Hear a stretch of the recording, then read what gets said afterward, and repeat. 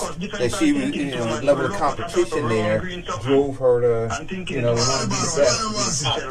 So they went to her because of the number of cases she was turning. Oh, so she was ruining lives. Yeah. That's what she was doing. Hello. Yeah, good morning, boss. How you doing? Anybody's in Spring Valley? All set. Yeah. Locust and speaking to the same thing because you think it, we call it locust. Our current time, Blast Radio 94.3. Reggae, dance hall, soca, hip hop and R&B, African, The beautiful disco, thing is, man, 10 o'clock every day. oldies but goodies. Hi, this is Jenny Jackson. We're pretty gal. Seriously. Blast Radio 94.3 Jersey. Sing it, representing the color heritage. Represent the heritage. Marcus Garvey family. Color heritage family. Fashion with culture. Baba Shanti.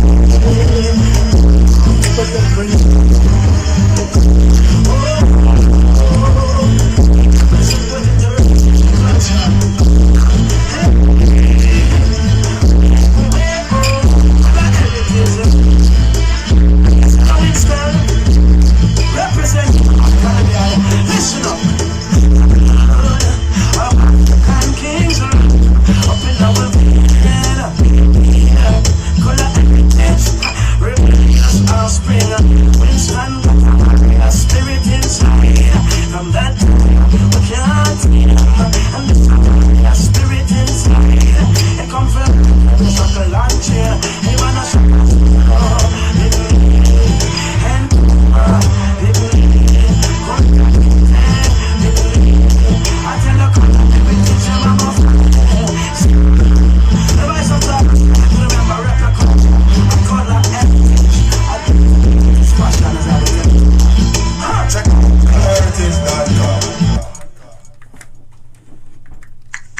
Know what I am doing? Downloading the Western Union app. I need to send money to my auntie in Nigeria.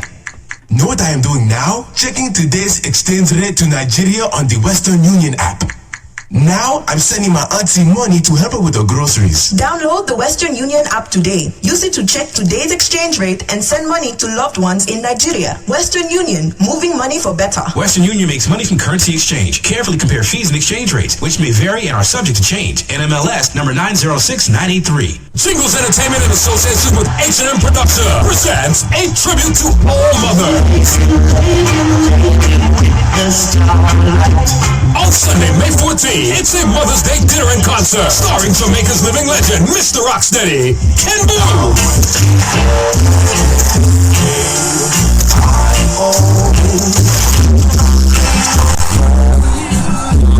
Along with Jamaica's singing sensation, Go! Tribute to all mother on Sunday, May 14th, Mother's Day. It's a Mother's Day dinner and concert at Club Eclipse, 247 Fabian Place in Newark. It's a Mother's Day dinner and concert starring Jamaica's living legend Ken Boo, Jamaica's singing sensation Goes. Also performing Jeffrey Smith and New Jersey's own Patrick Irie with MCs Greg and Lady D. Music by Unity Music, DJ Printo, DJ Jason, and DJ Earl. Dinner is served from 6 p.m. until 8 p.m. Showtime is at 8 p.m. sharp. Early bird tickets are available now for $40. In Somerset at the Island Breeze Restaurant. In Teaneck at A Taste of Island Spice. In Newark at Tasty's Restaurant. In Patterson at L&A Restaurant. And Golden Cross. In Orange at Unisex America. In East Orange at Tropical Flavors. And People's Choice Restaurant. And Michelle Restaurants in Irvington. Don't miss Mother's Day dinner and concert. Sunday, May 14th, Mother's Day. Starring Jamaica's living legend, Mr. Rocksteady, Ken Blue. say that you. We said fellas serve house. Say gonna live in a New Jersey, Irvington, and anyone of the surrounding area them. Me and me couldn't know say a fellas serve house and the place you go eat. I'm from here, fellas serve house. I'm on in time bright and early them open from 7 to 9 for breakfast. I'm here tell us that any fellas serve house them have it out here. If I have here saltfish, you don't want them have it. If I salt mackerel, you don't want they have it. If I keep their liver, you don't want me say fellas serve house them have it. And if I porridge, you don't want porridge serve house them have it. Them have me call me porridge.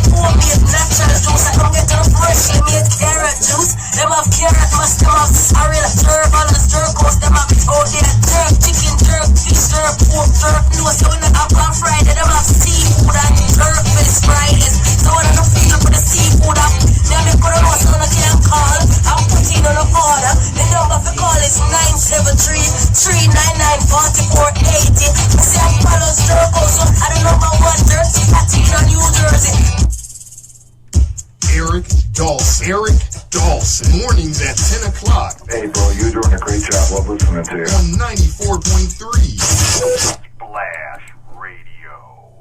For the most authentic Caribbean food in town, check out Sunsplash Caribbean Bakery and Restaurant. They got the natural organic juice bar that'll get your day started right. Like the Power Punch, the Big Juice, the Mega Green, Roots like the Immortal and the Resurrection. And peep this, they have an extended bakery department that whips up my favorite, the hot Hardo breads. White or wheat, that's your choice. If you're feeling hungry, just grab a bite. Jamaican patty, I call our veggies. Mix the eat up with the meal Paris. Serving breakfast, lunch, and dinner, they also cater to vegans and vegetarians with the Ital stew and the Ital aki, the soul jerk salmon and mango tilapia. And of course, they got the usual curry goat, oxtail, ground stew chicken, jerk chicken, and so much more. I mean, their menu is extended and they're highly rated. Your best bet is to just stop by or give them a call. They're open Monday through Wednesday, 7 a.m. to 9 p.m., Thursday through Saturday, 7 a.m. to 10 p.m., and Sundays, 8 a.m. to 6 p.m. They're located at 56 Main Street in Orange, New Jersey, and can be reached at 973-395-3777. Eat day dark from hungry days. We need some more food up on the empty plate. Long time with the yard, we sit on the wait. Sunsplash restaurant and run the place. Everybody be said to want a taste, yeah. Let your food be medicine. Eat well, live longer. I'm David Shepard, and I endorse this commercial. Splash Radio 94.3. Reggae, dance hall, soca, hip hop and R&B, African, disco, oldies but goodies. Hi, this is Janet Jackson. We're bridging the gap. Seriously. Splash Radio 94.3 New Jersey. How many of y'all snuck away to the bathroom or to the cubicle to listen in today, huh? Yes, ladies and gentlemen, this is yours truly, Pastor Powell from the New Dimension Pentecostal Ministries, located at 6 Southern Avenue in East Orange, New Jersey. Yes, I am inviting you to join me each and every Sunday morning from 5 a.m. until 9 a.m. on Splash Radio 94.3 on the FM dial with hours and hours of the soul-catching gospel. Join me right here on one of the great stations of all nations. Right here. Join me. Splash Radio 94.3 on the FM dial.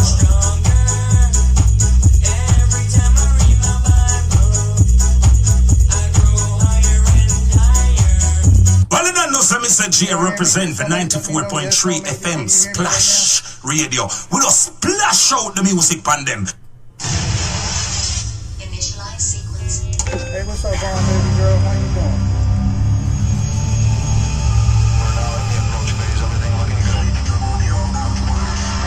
Hey, can y'all hear me out there?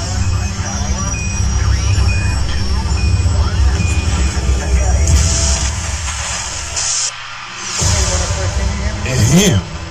Your attention, please. This is no ordinary show.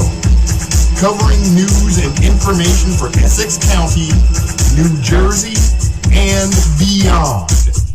This is the Eric Dawson Radio Show. Broadcasting from 94.3 Splash Radio. Now, here's your host, giving it to you like only he can.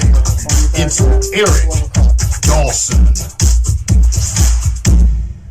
Hey, this is Eric Dawson. This is the Eric Dawson. That's mine. Oh, sorry. That's okay. This is the Eric Dawson Radio Show, 94.3 FM. Call number 973-457-8000. 973-457-8000. Just touching stuff. You don't know what you're doing. Well, yeah. He just leave me alone. That was mine. That was mine. This is mine. This is yours. Oh, this is yours. See what I'm talking about? This is why we just don't invite this anybody up in here. Amen. But this is the Eric Dawson Radio Show, 94.3 FM. Calling number 973-457-8000. To listen, 213-493-0287. Oh, wait a minute. Did he touch that one? I want to make sure. Wait. Well, you know what? No. Wait. Don't. No, I got it. Let me see. So what we'll do is see whether folks can hear you now. Can y'all hear me now? They should be able to hear That's now. what I want to know. Can y'all Right. hear me? So we should be much better now. Can they hear you? They should be able to hear.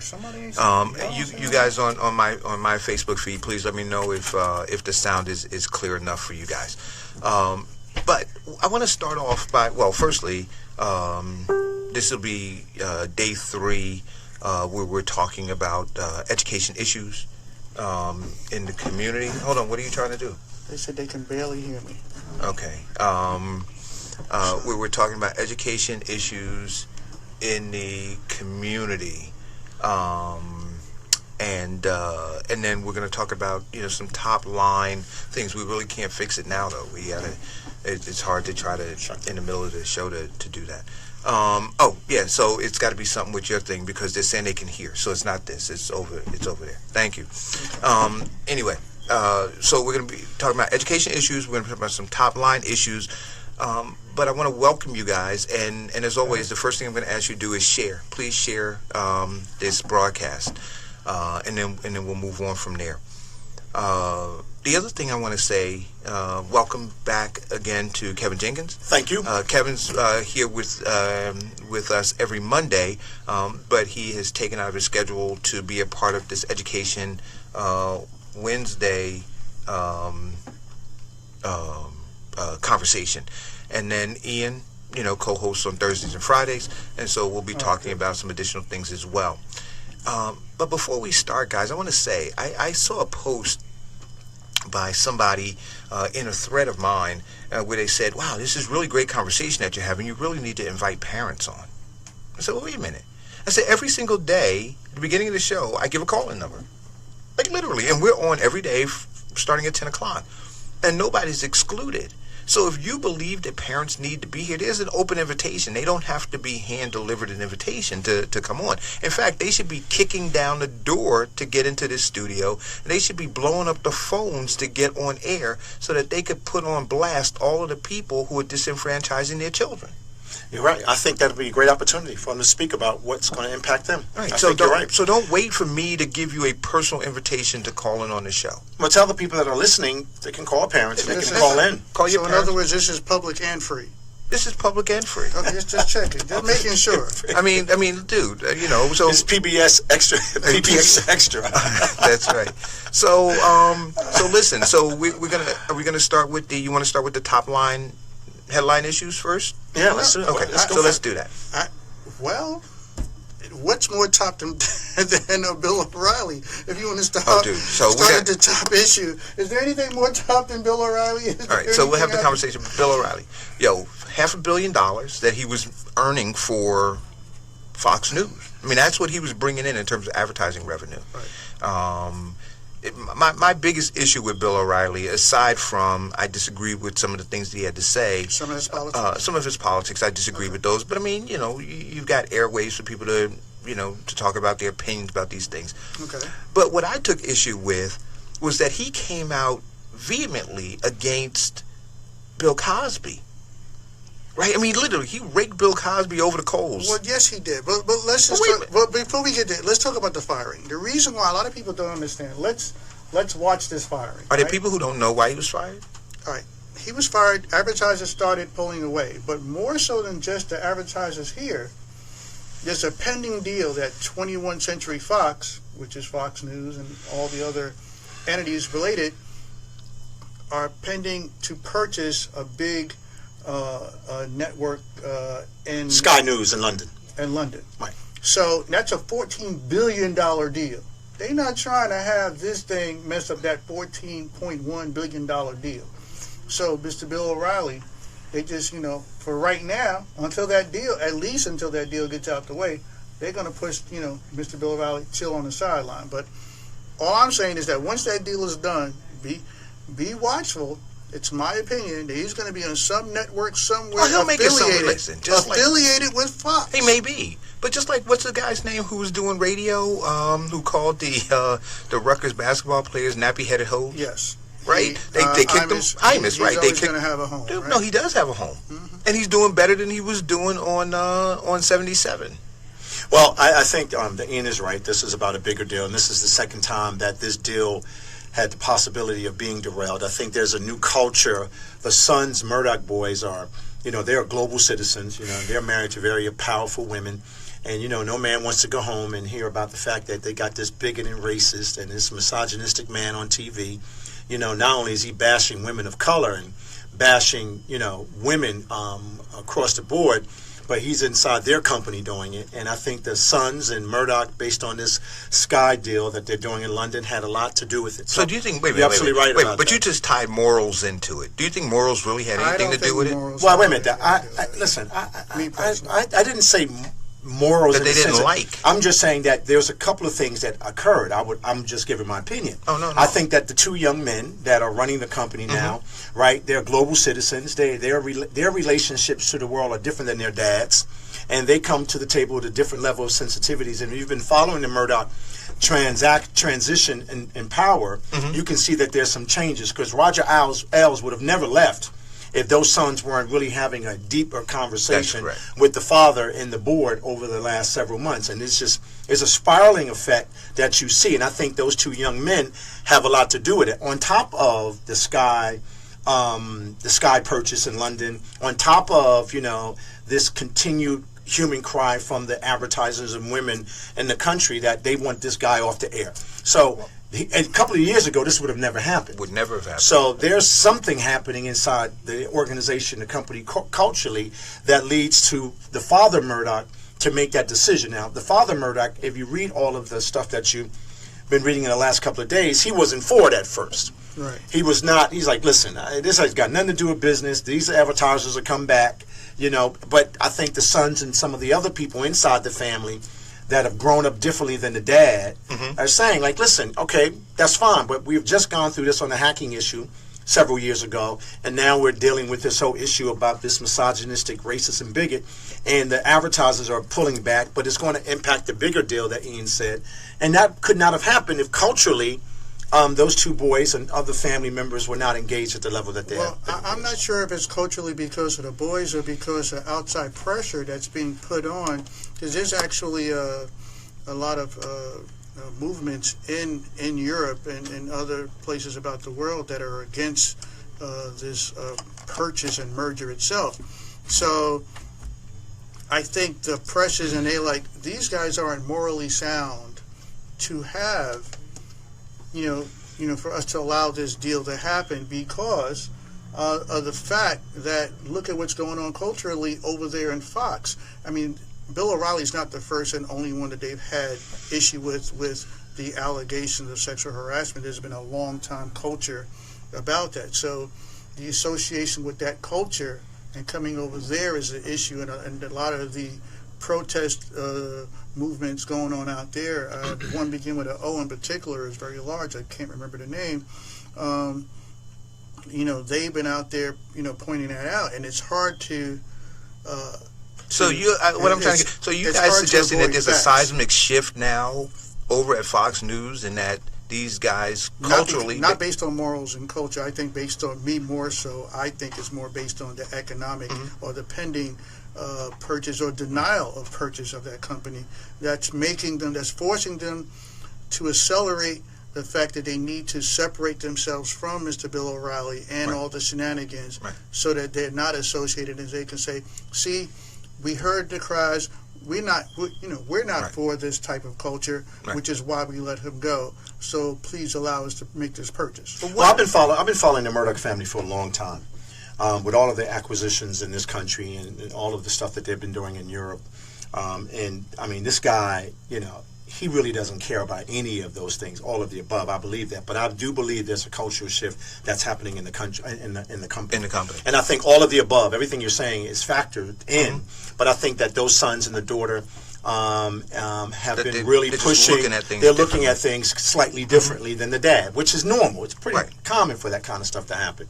But I've been following this family for a long time, and this is their second hit at the Sky Company. I think you're absolutely right about that. That's the second time. Exactly. But I think that those sons, those two boys, are they're less tolerant of that than the father was. But I want to ask you, speaking of hit, but let's keep in mind, up until this point, both Fox and Bill O'Reilly had already paid $13 million because of these because of the allegations. Now, $13 million by comparison to what they were making from the advertising, that was just a drop in the bucket. That's not a big deal. But now, when you look at his salary by comparison to the $14 billion deal, that's also a drop in the bucket, and it's not worth it to them value-wise to say it's worth to keep you on, in spite of the fact that you have the number one show, et cetera, so on, because your negative press currently is going to affect, for a second time that we've been trying to do for a long time, and trust and believe, they put a lot of money into making this deal happen, with all the other behind the door, whatever. I think something greater came out of this, too. I agree with all of that. I mean, but there's something greater came out of this. The whole social media movement, the whole social media part of it, I think we might miss. We should talk about that, because the women and people around the world, from a social media perspective, really got engaged in this. Yes, they did. And that was a big deal. We shouldn't take that lightly. But they're getting engaged in more and more social issues. Right, absolutely. And I think that pressure, the pressure of that is incredible. But here's what I want to ask you.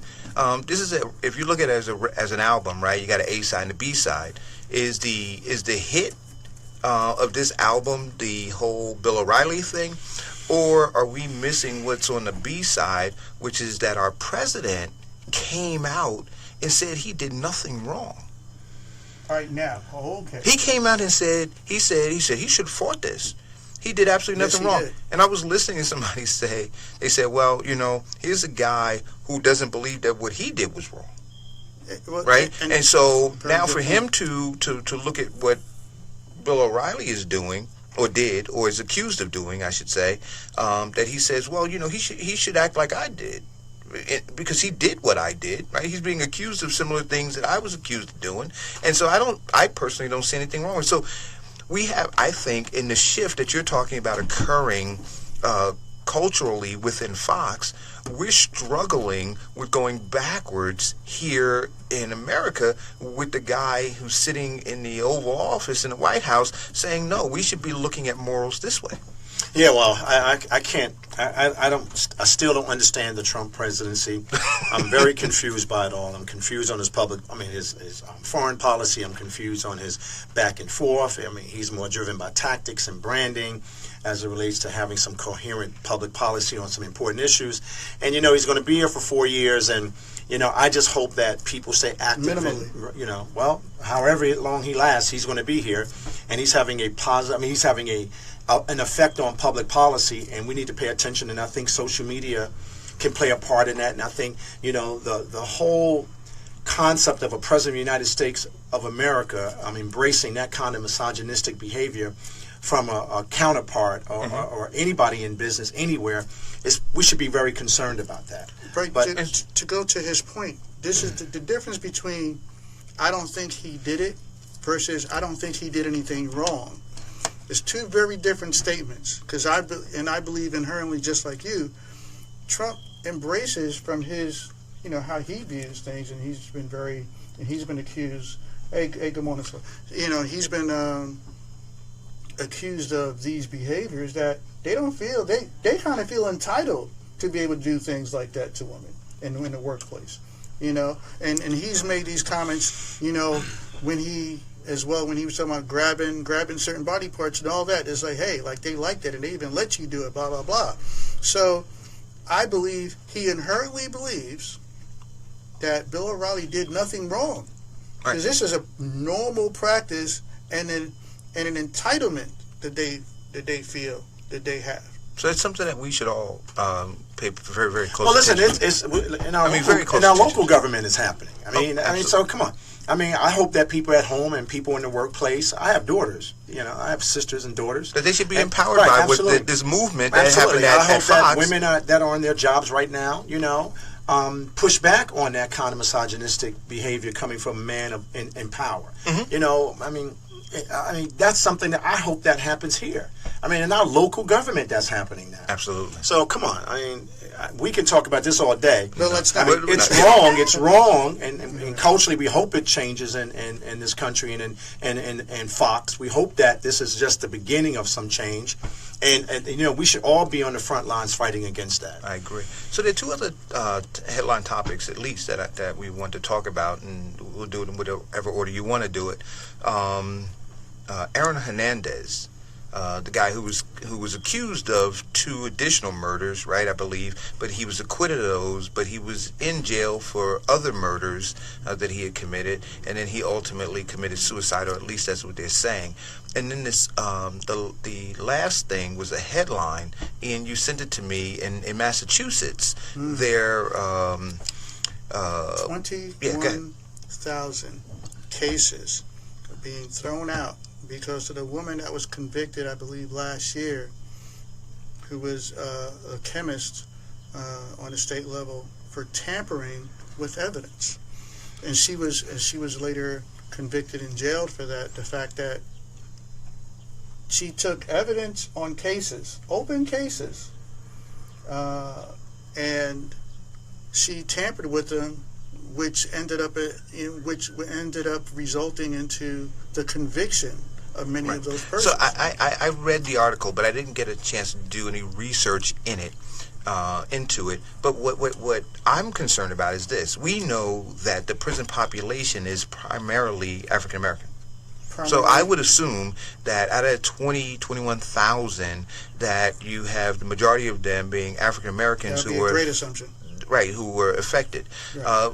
Question that I want to know is: will there be any will they recover any damages as a result of that? Will there be lawsuits? Are they pending? Well, probably not. But the system the system normally doesn't repair itself when it does a wrong to someone. You know, they apologize, the judge apologizes, the system apologizes, and they put you back on the street. So the damage has been done.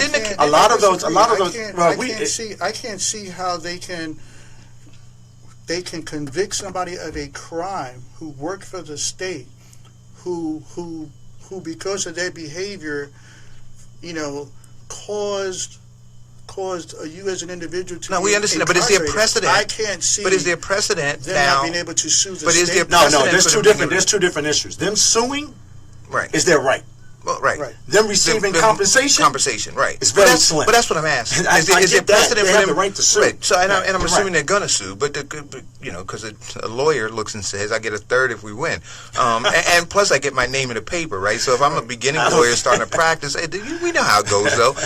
So they'll get these bottom feeders that come and try to join this thing. But the question I'm asking is: there precedent out there for folks actually winning these lawsuits? We're talking 21,000. I mean, what would that do? That would cripple. Well, if it's 22,000, that's a class action. There's probably some compensation. If they have a great lawyer and they all file a suit together, there's probably a higher probability that they'll get compensated. But what's compensation when, you know, when you lose your life or you've been jailed in that system for a period of time, right? There was a young man that was on Charlie Rose the other day, and they were talking about he was getting ready to be executed.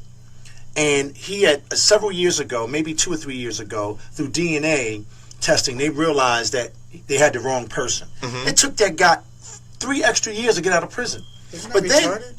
But this is amazing.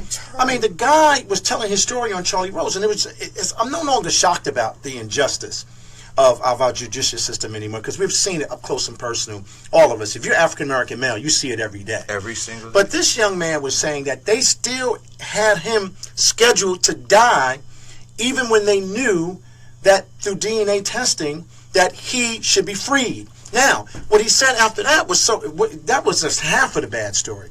He said that they still don't want to qualify on the record that he is free. You go to Charlie Rose and you'll see it. As a matter of fact, I'm going to send it to you so you can put it up. Yeah, it is amazing. So, I mean, what you're saying to me about the 20,000 people and what you're saying about if there's an opportunity for them to get compensation, we hope and pray that they do through a class action, so we hope and pray. But this happens every day. Every day. Crazy. And that was just on Charlie Rose the other day. Yeah, I'm going to see if we can find this. So you answered that question, you know, I think a death penalty right there. Mm-hmm. I think that's the segment. I mean, this guy, they still don't want to admit, the state still doesn't want to admit that he should be exonerated. I mean, that's incredible. And so now they're going to have to untangle 21 or 22,000 of these cases. And we've seen that happen. Until DNA testing, men were staying behind prison, staying in prison for things that they have not done. You know, one of the things, I can't tell you who this friend is, but we always talk about it all the time. He said for years, when he heard that people got locked up for a crime, he always said, well, they must have did the crime. Right. Now that he has been convicted, he was like, Kevin, I didn't do it. I mean, he said, now I understand when I was saying all those years how wrong I was. You know, and that happens all the time. I can leave out of here right now and get in the car, drive down the street, an overzealous cop, got a second grade education, will pull me over, and I can have a conversation with him and say, officer, why you pull me over? Don't you dare speak to me that way. That's absolutely right. And lock me up, bust me in my head, and they'll tell people that I resisted arrest, and then you know what happened? Majority of the people in Newark said, well, Kevin probably did say something nasty to the guy. Right. No. You know, I mean, that's we accept the we criminalize our own selves. We do. And so, I want to continue to follow this case and find out how these 22,000 people fare out. But there are a couple. There are going to be 22,000 people put on the street without a job, without a job, and any support system to help them. So there'll be 22,000 homeless people on the street, no support. Listen, if you got a felony, or if you have a felony conviction, you can't live in public housing. If you have a felony conviction, you can't have a bank account, basically. I mean, it's like we just set this system up where it's like slavery by another name. So now you're talking about 22,000 people that really don't have a safety net. Right. Yeah. So that's the issue for me. I mean, I hope they should take those 22,000 and add that up to her sentencing for 22 years. Yeah. Well, that's not happening. How much time did she get? I mean. Very little time. Yeah, very little time. That's crazy, man. Yeah, so. But you know what? The other sad fact, and we're talking about DNA only, is that only 5 to 10% of all cases require DNA evidence for their particular case. So now we're talking about wrongfully convicted people that we're turning over due to DNA evidence. What about wrongfully convicted people, the larger percentage that are potentially there? That we're talking about, within the other 90. Within the other 90 percentile, that DNA wasn't a requirement for a conviction. And a lot of other types of cases. So that's we're talking about eyewitness testimony, which have been proven to be faulty at times and things of that nature. So I mean, it's really something we really need to reevaluate. Is our criminal management system. Well, I hope she gets 22 years for 22,000 people. I think she should. I agree with you on that one, man. Yeah. And now the see, and I'm gonna catch it. Okay, here we go. Because Ian knows I'm good for one every show.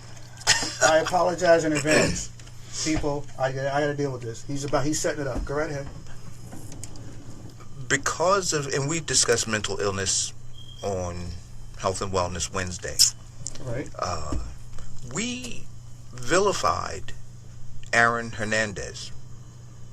Right. When we believed that he killed those two guys. Well, let's lead up to that. He was already convicted of one murder. He was convicted of one murder. Serving life. Mm-hmm. Now he was being convicted of 2 additional murders that relied on testimony from an inmate who was, right. Right, but he was exonerated from those 2 murders. He was exonerated from those 2. So he was convicted of one murder, and he's serving life. And now he has apparently committed suicide. So this is what I want to ask. Well, there are a couple things. See, they alluded to, based on tattoos and things that he had and the lifestyle that he lived, that, he was closely affiliated with a gang life or a thug life and that kind of stuff, right? So, and this is real. A lot of people who grow up in those environments, even though they make it to the NFL or NBA, they never move from that life.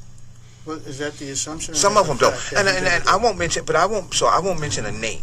But I gotta say it because I experienced it. Public officials, No. But I experienced it. So a kid who went to school in Newark, right, went on to I'm going to try to be real vague. Went on to play basketball professionally, made a lot of money.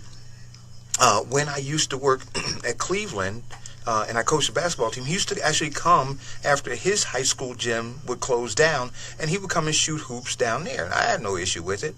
He made it to the NBA, and folks were saying to me, they say, "Yo, you know, he's back here from the town that he'd moved to, the team that he played for, and he had a big Benz, and he was hanging out on Hawthorne Avenue and up on Avon Avenue 1, 2 o'clock in the morning."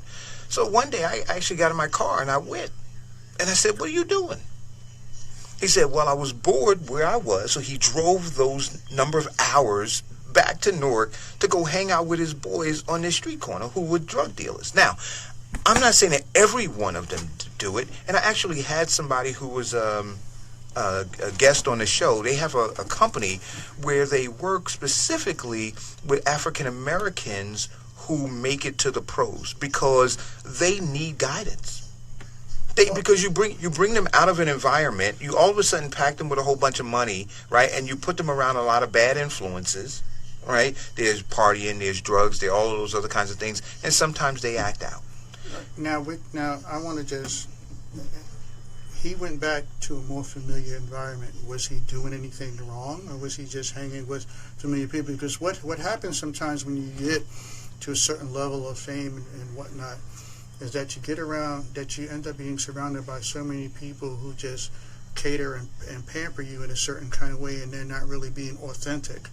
And so what you miss sometimes is the authentic connection that you have with people who are going to be like, "Man, shut the heck up, blah, blah, blah," such and such, that kind of group of people, whereas that you miss that, and you're like, they're going to keep it real with me, and something that you also reminisce about, almost like, you know, when you go back to a high school reunion and things of that nature. So sometimes coming back to a familiar territory to reminisce and to share some of your success with people who you grew up with, that's not necessarily a bad thing if that's what he was doing. Now, was he there, to engage in shenanigans? Yeah, I don't know, but he went back. That's what we do know, that he went back, and and well, just because you can play basketball don't mean you're smart.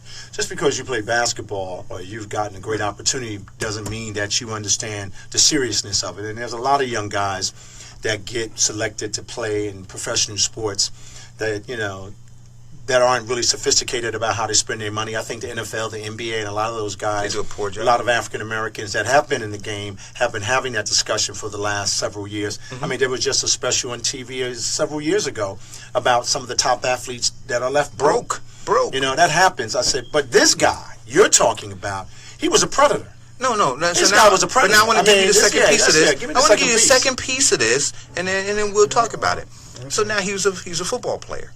When we look at the brain injuries, the head injuries that these football players incur during the life of their career. So now I'm looking at the end of his life where he committed suicide. And so we talk about Junior Seau, who committed suicide. We talk about some of the other ones who have committed suicide because of concussions that went undetected. I am very curious, before I'm ready to pass any major judgment on him, for an autopsy of his brain in particular, to see where he was in the overall scheme of this issue, this head injury impact issue that is going on, that the NFL has been trying to sweep under the rug. So I'm not saying that he didn't have predatory behavior, right? I'm not saying even that he didn't kill the person that he was convicted of killing, and he may have in fact killed the people that he got off from killing. I'm saying that now that he has committed suicide, and I now tie that into the fact that he was a high level player in the NFL, and I see that there's a history of suicide in the NFL and concussion, brain injuries in the NFL. I'm curious to see whether there's a tie there. So that's a stretch. I'm sorry. I know, but that's a hell of a stretch. But let me just say, we got to have that conversation. I have no problem. You know what? That is a serious issue. They should do that, and I hope his family allows those scientists to look at his brain. But this guy just signed a $40 million contract. Yeah. This guy just signed a $40 million contract. He had a great season. Things were looking up for him. He just had a baby. Right, but he just couldn't detach from his criminal behavior, right? So he paid for that, He could have gone anywhere in the world. He just signed a $40 million contract. He was one of the top teams in the country. He was, that team invested a lot of money in that guy. And what did he do with his time?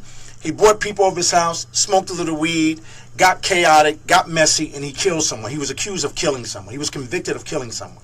He could have been doing anything in the world at that time with a $40 million contract. But that's what he was spending his time doing. So let's hope and pray that he had some mental illness to display why he was doing what he was doing. But he had a choice. He had a choice. But the question is, so here's the study. He just signed a $40 million contract. I get that he signed that, but it says that 96% of former NFL players had CTE. Okay, well, I can believe that too. But that's huge.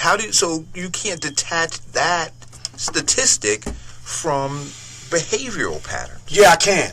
I can. Until we identify that he has what? CTE. CTE. So it says 96% of athletes. Until we figure that out, he was a predator. I'm not saying the guy to the field and shot him. I'm not saying he wasn't a predator. Just like the guy, the Facebook, but they labeled him the Facebook killer, Steve Stevenson, right? He was a predator too, no doubt. But we see that he had emotional issues.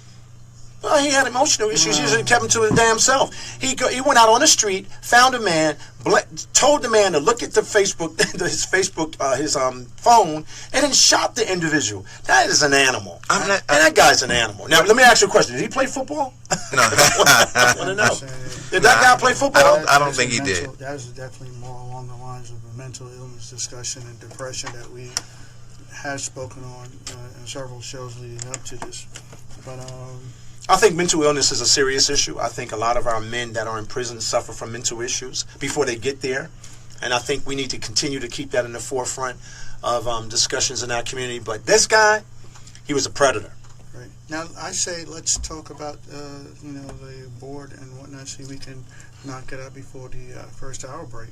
No, we're not going to be able to unpack all of that. And what we got? Well, so what are they saying about him now? How are they finishing up the discussion? The mere fact that he just killed himself, that the young man that hung himself in prison. Well, for me, that's the end of the story. For me, he was in jail to serve life in prison, and his life is over. Period. That's the end of the story. For me, that's how the story ends. But I don't believe the story ends there. I think that we need to have this discussion. 96% of these players are suffering from CTE, and I had to look it up, but it's chronic traumatic. What is that? I can't pronounce that word. This, man. But how do you pronounce that word, Kev? Somebody help CTE. That's it. Somebody help but right. So they suffer from that. A brain-destroying disease. The brain-destroying disease. 96% of NFL athletes, former athletes, suffer from it. You can't tell until you do an autopsy whether the person had it. Well, we're not disqualified. We're not disqualified. So I'm not saying that he didn't do everything that we say he did. So all I'm saying is that the conversation doesn't end there. But I'm saying the conversation doesn't end with him hanging himself. The conversation, to me, has to go now back to the NFL, certainly after an autopsy, right? If he's lumped into this 96%, then we need to go back to the NFL and we need to revisit this whole idea of this savage, what I consider to be a savage sport, a blood sport of sorts, where people gather by the tens of thousands to watch the big hit and to watch people dazed. And we call it, your bell got rung, you were dazed. But these guys now wind up permanently injured. That's where the conversation has to go. And then some of them wind up committing suicide, like this guy might have done, as a result of CTE. Well, I'm not sure if it was a result of CTE or the result of his current circumstance, or the fact that, yes, I won the trial, but I'm still never going home again. I think the guy got up in the morning, looked out of that little window and said, I am not spending the rest of my life up in here. I'm out. And kept it moving. That's what I think. Now, that's not to suggest that he was not impacted by CTE, because I think if you play football long enough, whoever you are, you're going to be impacted by that, taking those blows. And the concussion, how they've been talking about concussions for the last decade, I've learned a lot. I played football for years. So, I mean, any one of us at any given time that played the sport can be suffering from that without us even being aware of it. And I played since I was 9 years old. Ian said, should he leave now? Should he feel like his life is being in danger? Are you okay right now? Well, yeah. Well, if I was going to kill somebody, you've been the last one. I would have killed a whole bunch of people prior to that, right? So, at the end of the day, I just think that CTE... I'm not sure if he should be drinking his I think CTE is an issue, though. I think you're right about that. Right. But I don't know if it's at the level of what he did to himself. I think he looked out that little cell and said, hey, listen, it's over. And I agree with you, Stephanie. Stephanie says as a tight end, he's in a position to take many of those hits. That's what they do. But Stephanie, I'm not disqualifying that he might not have been impacted by CTE. So he's gone. So all I'm saying is this. Ian said, I believe that's the end of the story, right? He went to jail. I don't think it's the end of the story. He committed suicide. That's the end. And I'm simply saying, no, it's not the end. Because what we need to look at is if it's 96%, then maybe we need to intervene in the lives of some of the athletes, right? Maybe we need to take a closer examination of the behavioral patterns of some of these athletes and intervene before they wind up killing somebody and winding up in jail and then committing suicide. That's all I'm saying. I agree. I think you're reaching like a Kareem Abdul-Jabbar long hand reach. I think you're really reaching for that one. But, I got to say, I mean, for me, maybe I'm callous, people. I mean, let me know. The man was convicted of murder. He killed somebody. He was convicted of murder. He went to jail for life. He was sentenced to life, and now his life is over. I think that's the end of the story, right? That's just me. No, I actually don't know. believe it's the end of the story. I'm very intrigued by what you're saying about the CTE. And that's all I'm saying. I'm saying it's not the end of the story. There's another story. We have these young men off the street, great athletes, went on to college where they didn't get a proper education, they didn't get the right orientation, they didn't get the right mentoring that they needed, and they become these super athletes, and their job is to produce value for that billion-dollar team, right? And there's no mentoring when they get in. They say it is, but it really isn't. And this guy comes from the street with no concept of what that life is all about outside of playing football. I want to know what got him to that point. What got him to not understand that he had the greatest opportunity, or that he needed to move beyond those social conditions that he had grew up in at that particular time. I think that's the discussion that we have with our athletes earlier on, and that's why coaches are so important and communities are so important when we're going to these football games, that we're having the conversation outside of winning. Okay, you won, but here's how you win with your character. You won. This is how you win with educating yourself. You won, but this is how you take advantage of this great opportunity. I don't think the story is over, because we're going to see this over and over and over and over and over again. So, I mean, we have to take more responsibility of that process, and when those kids get there, that they'll be prepared to be managed different. So that's what I'm saying. All right. Well, being that we're not going to touch any other thing, we're going to leave that for the second hour. I would say let's talk about, in continuation, where we were talking about with the wrongful convictions that's being overturned, and we talk about the Steve Odiasi case. If we can. Let's discuss. Now, the Steve Odiasi case is a gentleman who was convicted of shooting to death a 15-year-old person named Juan Perez. Based on an intoxicated eyewitness testimony, he was sentenced to 25 years to life. His sister scoured the area and found an eyewitness who saw the case, who saw the shooting, who also gave the prosecuting, the investigators, her testimony, which was totally counter to that. They never presented that evidence at all, and he was wrongfully convicted, and he was released. After spending 25 years? No, he didn't spend that long, but he was released. It's just a remarkable case. I mean, it's just that. So they suppressed evidence. They suppressed evidence. I mean, it's just a remarkable case when we hear about these things that go on, whereas the prosecutors have to come up with numbers because the politician is talking numbers, and everybody wants to see numbers of arrests and convictions. Well, there should be a complete review. In this country, they've been having this discussion for the last several years. I know where you're there going should be with a complete review of prosecutorial power. and it should be a lot of the laws that we have on the records right now strengthen the prosecutors to go to these potential convicted people and to plead out for these kids for numbers because they don't have the money. That's right. Just in New Orleans, there was just a discussion, and they did a report in New Orleans where this African American public defender actually fought the system and said, we will not participate in this process any longer because the public defenders didn't have the resources to fight the case. Correct. So all of these young black men and Latinos and white men, whoever they might have been, they were all being sent to prison because the public defender's office didn't have the ability to actually aggressively try the case. And this young African-American public defender who was in charge of the public defenders said, we will no longer participate in that process. It caused a logjam in the system, but he started fighting the system. He's saying it is unfair what we're doing to these young men that are coming before the judges.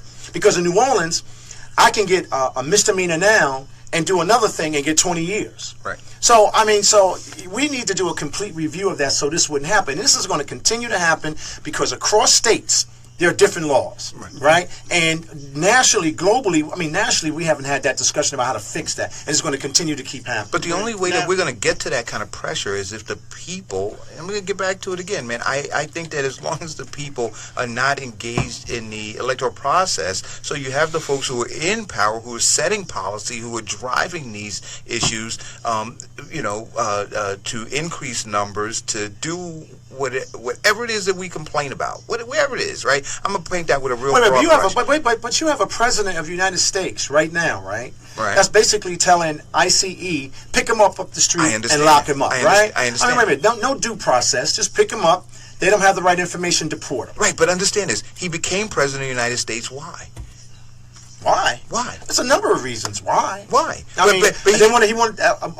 middle America wanted to make America great again, and that's by putting us back on the plantation. Come on, you kidding me, man? Really serious? You ask me that question? No, I'm asking you this. But at the end of the day, I gotta try to keep these guys on time. There's a number of reasons. I gotta deal with? Well, we're on time, but there's a number. This is a serious issue. No, but this is on topic because it has to do not only with once we mention the issue, but how do we get beyond it, right? So this is happening. What happened to him isn't strange in our country. It's happening. No, but I just want to let the listeners know, in addition to what happened with him, even though they released him, the prosecutors refused to overturn the murder conviction. I understand. Right. They refused to overturn his conviction. Right. That's another thing that happened. Right. So which means he's still on record convicted of this murder. Right. Okay. So that's another ridiculous thing that happened. And even though it's assumed that they're not going to choose to try to... But the question that I'm going to still ask, no matter what you say here, what are we going to do about it? So you can list all of those things. At the end of the day, once the listeners hear it, the question is, what are you now going to do about it? We can pull headline after headline after headline of African American, being wrongly accused or being railroaded or whatever. But when we're done with that, what do we do? I think there are African American bar associations all across the country, nationally, regionally, and locally, and they have been addressing this issue. I think individually, like the young man that was head of the public defenders department in Louisiana. The mere fact that we're talking about this. How many people are rallying for him? Where's Black Lives Matter? See, that's where I'm getting to, Ian. So I'm on topic. So that happened, but where's Black Lives Matter? Where are any black leaders? Where are they in defense of this guy? Well, let's be in fairness. Let's talk about the information and who has the power of the information and the control of the information. Of what information? Whereas this information that I presented to you, right? Last night, were you aware of it? And if not, how is it that we're not aware, that not getting these informations because there are certain people in charge of the information, and or how it's disseminated, and or how quickly it's disseminated. Similarly to how long it took. When did that happen? When did that occur? A couple of years. This happened about 6. He served 6 years. Right. He was convicted in the Bronx. He served 6 years of his 25-year sentence in the Bronx. Yeah. Right. So let's look at the black leadership let's look at the elected black leadership that's in New York, in particular in the Bronx. Well, we just lost one of our greatest advocates about the issue you're talking about. A young man that was the Attorney General in New York City. I think it was he was out of Brooklyn. He died of cancer. This guy was in the forefront. And I need to remember his name. I just can't remember. But this guy just died of cancer several months ago. And they just did a big article on him, I think, in the New York Times magazine. But he was in the forefront of this kind of discussion. He was pushing back, and he was using the system. He was using his power in the system to overturn a lot of convictions that were wrongfully given to people. I mean, this guy had his zealousness about it. It had a big impact on who they're going to pick for the next person to replace him, because he did such a great job. So I think individually people do it. I think as groups people do it. I think as lawyers people do it. And I think the more we talk about it, when we hear a case like this, maybe in New Orleans, hear a case like this in Texas, people get involved. I mean, not at the level that we see in certain situations, but I think there are some people that really are paying attention. I think the Obama administration was really starting to have a big discussion about this kind of stuff happening in our system. And speaking of that, a lot of what's going on with this administration is overturning a lot of what the Obama administration was trying to do with the criminal.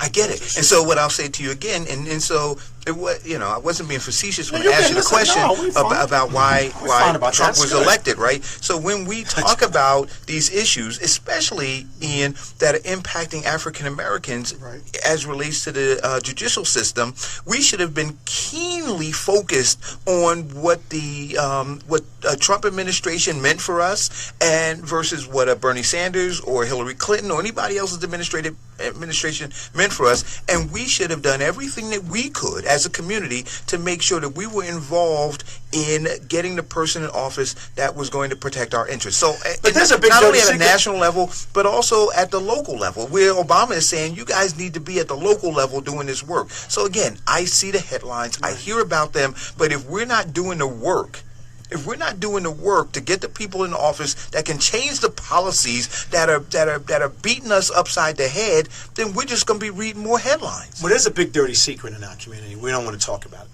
When cities became more blacker and leadership became a lot blacker, right? And when crime was busting out the seams, there are a lot of those mayors and leaders, right, that purchased, the lock 'em up. Absolutely. Scenario. So we're somewhat responsible for allowing this to continue to happen in our city. So we didn't address it. That's what I'm getting at. That's what I'm saying. I got to send you an article on that. You need to read that. I mean, it was very insightful about what was happening coming out of the Reagan era, long before Clinton got pushed into the discussion. So a lot of our black mayors, a lot of our black leaders actually purchased that because of crack epidemic, because of so many other things were happening, and they knew that in order to clean up their communities, they actually embrace those lock them up policies, long-term drug policies that nobody wants to admit.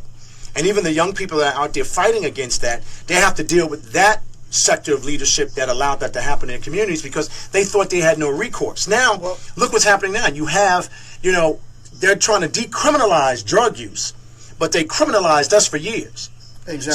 So, a guy smoking a joint got a year. A woman with 2 bags of dope got 24 months. But now what they're attempting to do is decriminalize it because it's impacting their communities. Let's take this quick call. Hello, caller? Hey, good morning. How you doing, caller? You got 30 seconds.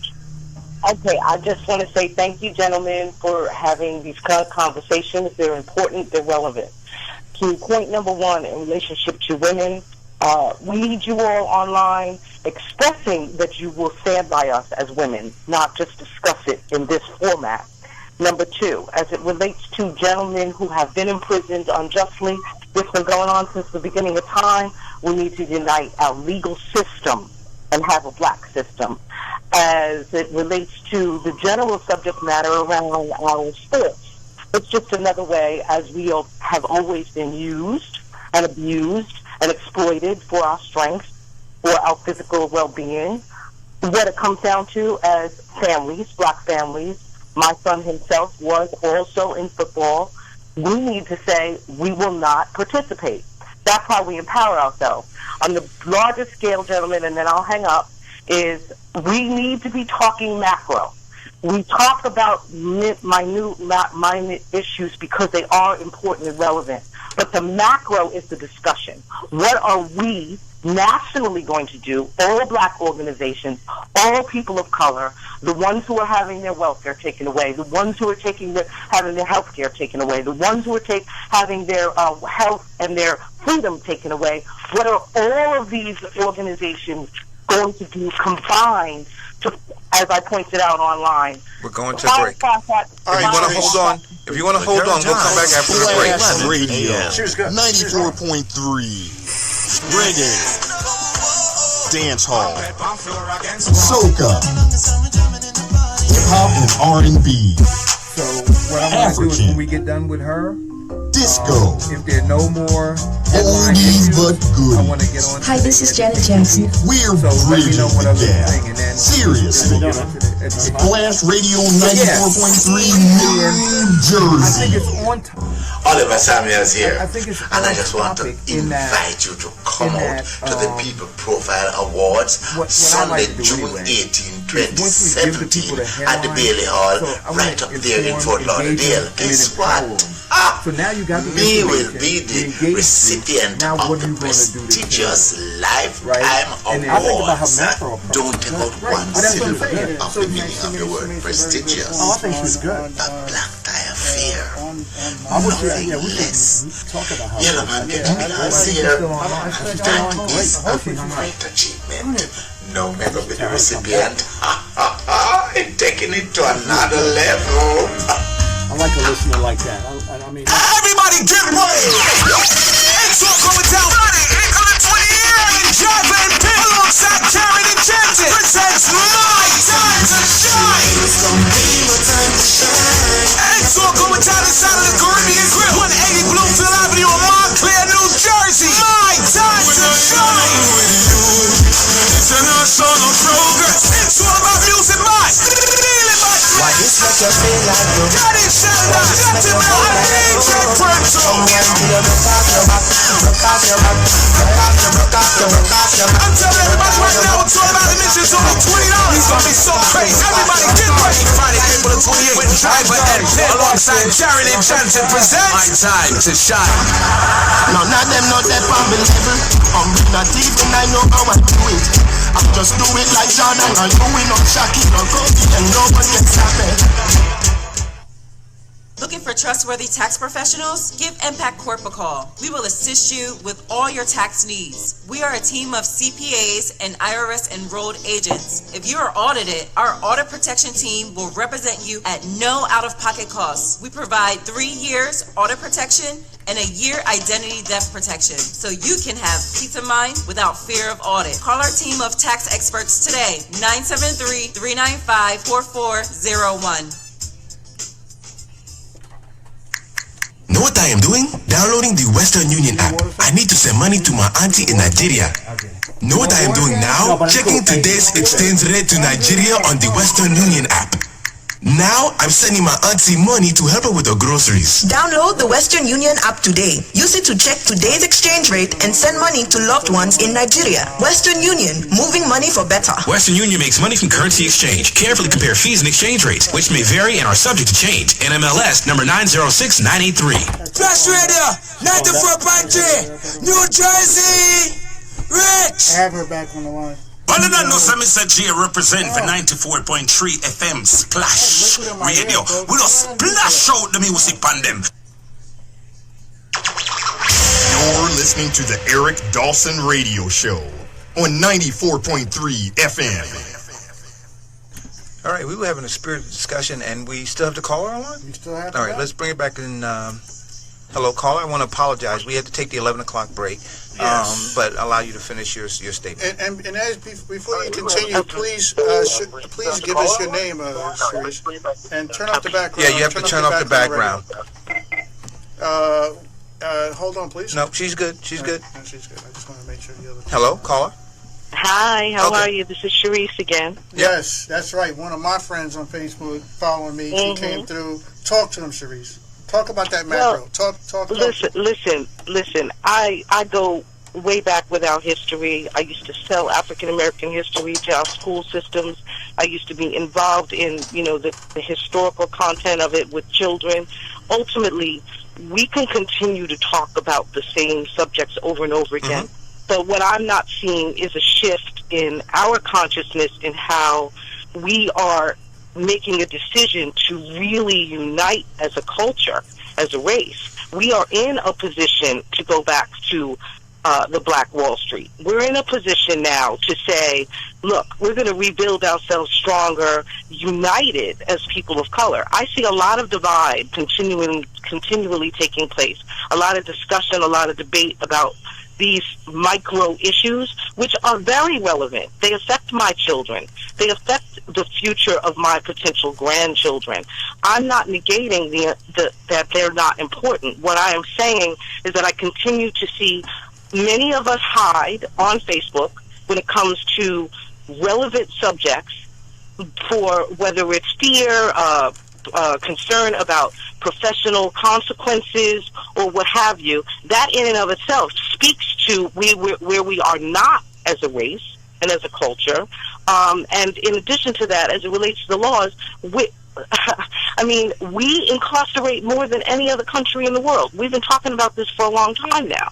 So where are we when it comes to deciding that our law organizations, our policing, our black policing organizations, our churches, our politicians together are going to come together and stand by waters. So I want to ask you a question, because what you're saying is, and you're right, we've all talked about this for a long time.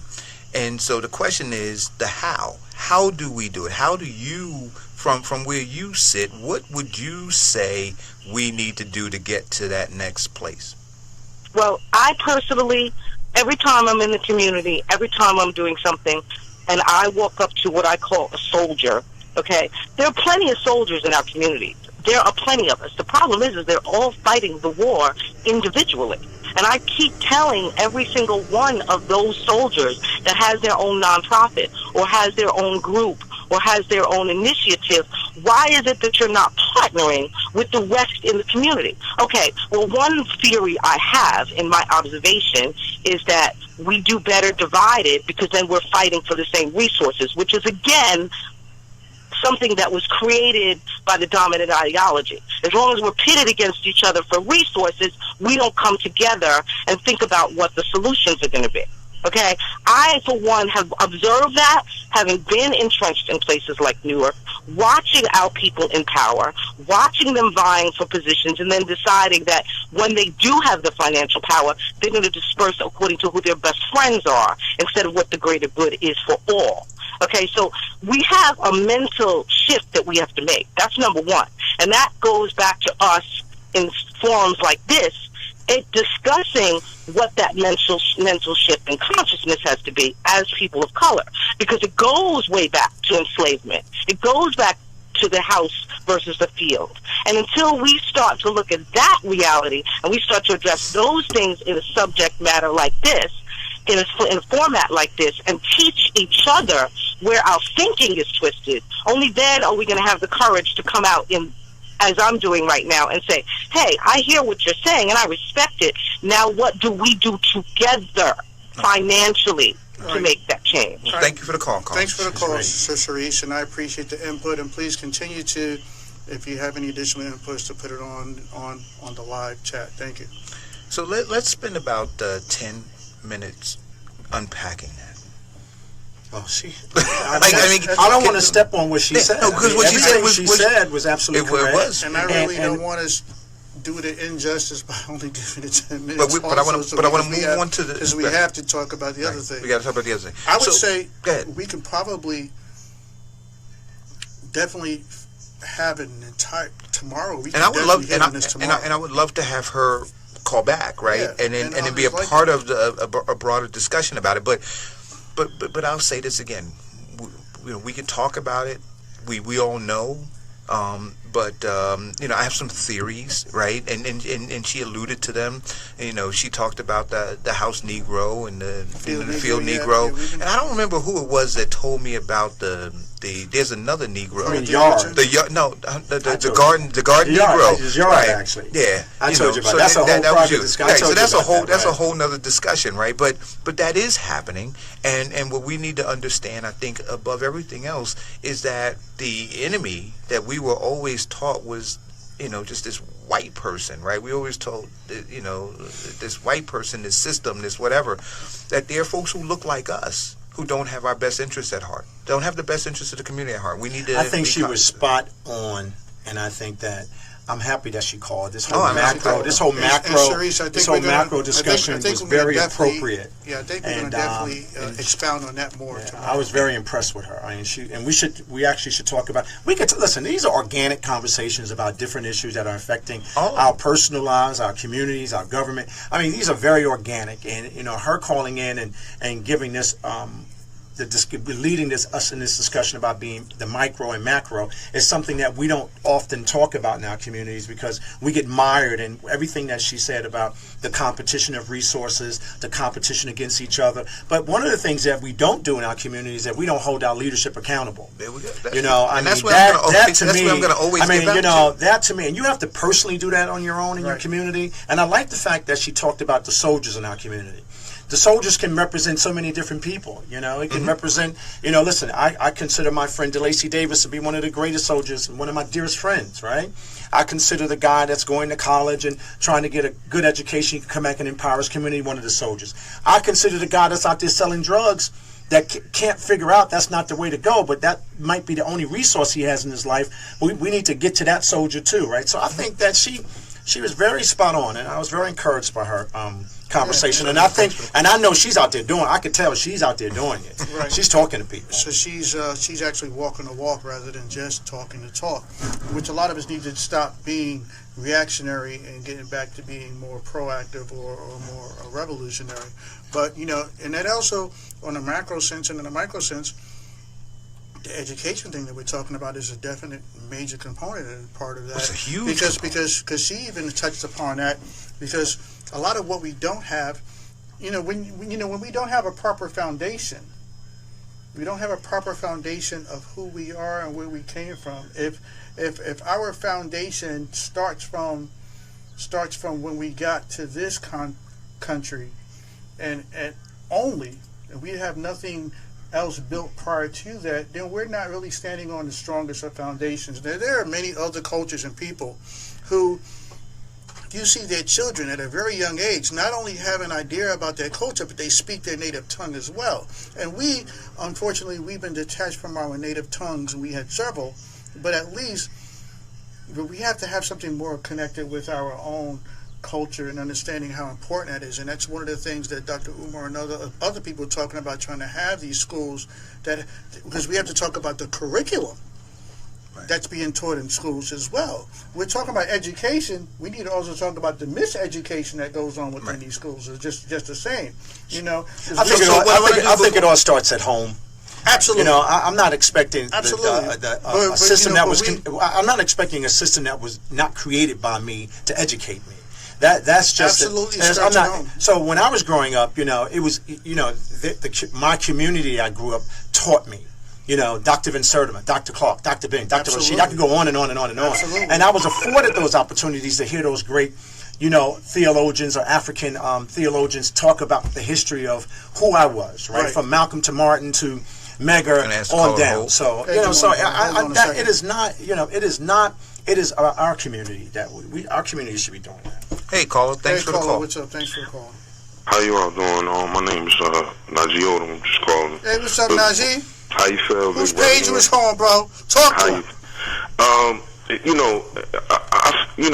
A lot of points that you all are making are very valid points, but I just would like to say that as far as dealing with our community, a lot of us have grew into a selfish mold, and when I say that is that we as a people, as Sharice was saying, we need to come together. As Eric was saying, as you, Brother Ian, was saying, like, we need to come together and educate ourselves. Education is the key. But at the same time, when you got these brothers out here that's coming up, they think it's uncool to talk proper, which is just English. You know what I mean? Which is the language that we know. Is they think that carrying old lady bags is not the right thing to do. Like it's far more.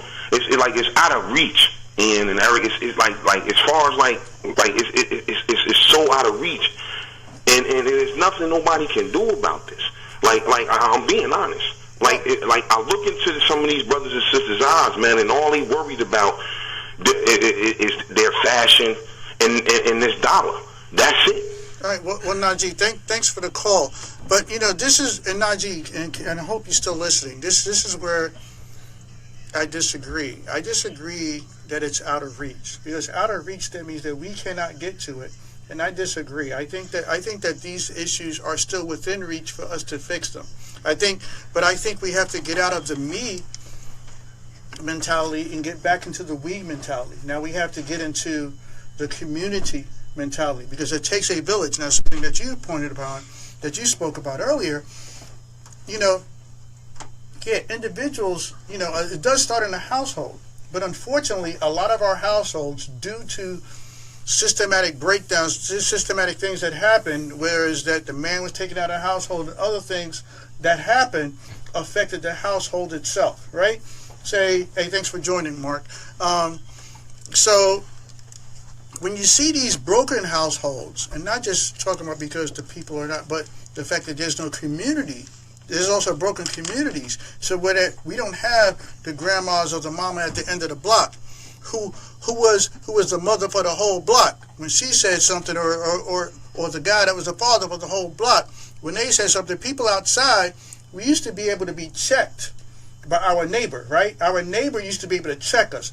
Hey, you, stop doing such and such. And they used to be willing and had the courage to do so because they knew they could. Nowadays, unfortunately, a lot of our misguided parents are like, don't talk to my child like that attitude. And I've seen a lot of things escalate because of that. And so now people, out of fear and concern, if I do say something to that person's child, am I going to now have a problem? So that's another issue that we have, and it's very divisive, and it's also very destructive. So these are some of the things we got to get back into, the community aspect and the community responsibility. I have as much responsibility to make sure that your child succeeds as you do. So that's why I got on your child's behind. That's always been my response to a parent to be like, why are you talking to my child like that? Because I want to see your child succeed. Now, I put them in the position like, how do you argue against that? I want to see your child succeed. That's why I said that. They're like, well, but still, why did you? Because if they don't do this, that, and the other, they're going down this path rather than that path. Well, we have a lot of our kids. And we have a lot of kids. I want to take 5 more minutes for this, and then I want to move on to the board of education. But I wanted to say, yeah, absolutely. I wanted to say we have dropped the ball, and we've allowed our kids to socialize themselves. And until we accept that and deal with this whole macro and micro issue, and what this young man just said, he doesn't see the shift in our community's thinking, and it's because we've allowed our children to socialize themselves. Right. So our church, our nonprofits, our block associations, all of those things, that safety net was broken. And then those kids went out there and they started defining what they think the social fabric of a family is. Mm-hmm. And that's sad. And I think that it is all our responsibility, like you said, Ian. And, but we have to identify that it is a big issue. We've allowed them to socialize themselves. And if we come together by using this show, right? We have to reconnect. And using the show, and what you're saying, Ian, using the show to communicate that out there. And if one individual or several groups or several women, several men get together to just do something for a small group of kids, it makes a big difference. Right. So I get it. And we can take back our communities a block at a time if necessary. But we have to be willing to do the work. And talk about socializing themselves and all that. And I get what you're saying. But we have to understand the impact on social media and that, and a lot of, not just social media, but television. I mean, think about the fact that when we grew up, how many channels, think about it. Some of us who used to remember turning that channel like that, sometimes some of us had to use darn pliers. How many channels did we have? Our TV had up to 13. We had maybe channel 2, well, no, that's channel funny. 4. I was talking to Osman about that the other night. I said, you know what? TV used to go off. And It used to go off. Remember that guy? had his It used to deadline. go off. And then in the morning, it would come back on with the national anthem playing, right? Absolutely. And TV was back on. And then we only had one television in the house. So there are a lot of, and like you said, Kevin, we allow them to, even in our homes, we allow them to socialize themselves. We put televisions in their rooms. We don't sit down and talk to them, right? We don't engage them. But not only do the kids have more things that distract them, and also separate them from knowing how to socialize, because now they don't have to play together. They can play with 2 fingers, 2 thumbs on a video game with somebody across the ocean and think they're actually playing with somebody. So we have to get back to, and like I said, I'm going to drive you guys to this clock because I want to get to this other thing. So, last point. Go ahead. Only because we as parents and adults as well have become distracted with the social medias and the reality shows and the other knucklehead nonsense as well. So that combined with our extended work schedule, because we can't just work a 9 to 5, we have to work 9 to 5 and then a 6 to 10 to make the same ends meet that our parents made, along with the all-day 24-hour distractions that our kids can have access to videos, YouTube, and all these other social medias. It makes it more difficult. That's why it's even more important today that we have our communities. We need our communities. We don't have communities right now. We don't have communities right now. But we need to rebuild our communities. We need to build a community. We don't have a community. And I'm convinced of that. We have blocks and blocks of houses and apartments and things, but we don't have community. And I think that the biggest problem is that we begin the conversation by talking about what we're going to do with the community. And then that's when we fall flat, because that's like building a house starting at the 2nd floor. See, you got to excavate first, right? You got to build a foundation, and that's the community. And we don't have it. Now, so let's touch upon this education, because we really wanted to. But before I do that, I got to correct somebody. Because when somebody Osman came in a thread, and he said that most people, because I threw that out there about Aaron Hernandez, right? So he said most people with CTE kill themselves and not other people. I just want to read down a quick bulleted list so that people understand. It says somebody here are possible signs and symptoms of CTE: difficulty thinking, right? Cognitive impairment, impulsive behavior, depression and apathy, short-term memory loss, difficulty planning and carrying out tasks, emotional instabilities, substance abuse, and suicidal thoughts or behavior. So, I'm going to say, I'm not saying that what he did wasn't horrific, that he shouldn't have been punished for it. I'm saying that the thing hasn't ended. And I'm not saying you're incorrect about that. All right. So on to this education thing. Yeah, because we're never going to get there. Okay. So I want to start off by reading what I posted on my page, because I think this is how serious it is, folks. I said right now, this is happening in Newark. The parents are like the militia in an army, right? And you're being called up. I'm asking you to come up and fight to protect our children from those who have willfully conspired to promote mediocrity. When we talk about the mediocrity in our community, with implicit intent to gain political power and for personal financial enrichment. We have an election that's coming up. There are 14 people who are running. 22 years, Kev, since local control? Yeah, 22. Right? Roughly. And so everybody is talking about this idea of local control, controlling $1 billion budget, managing the education of 35 to 38,000 children, determining the future of generations to come in Newark. And we need to have an open and honest conversation about what these candidates have said. Over the last couple of days, we've played clips talking about, that gave their insight on budget, their insight in terms of, generally how they see the school system moving forward. And, I'm going to have some more clips to play regarding what their thoughts are on policy. Yeah. Well, listen, first of all, I got to tell you, you did a great job this week. Education Week has been fun. I haven't been on the radio this long in my life, and I really enjoyed having a conversation with the listeners and you about what we think is important. But a couple of things happened last night I want to talk about. At the council meeting, I don't watch the council meetings because it's very difficult for me to do, but the young man, Donald Jackson, got up. Board member. Yeah, board member. Got up.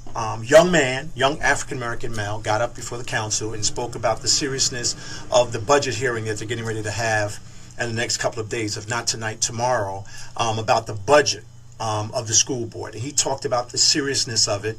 He talked about how he asked his community to be more involved in the education debate, and he talked about the seriousness of this election.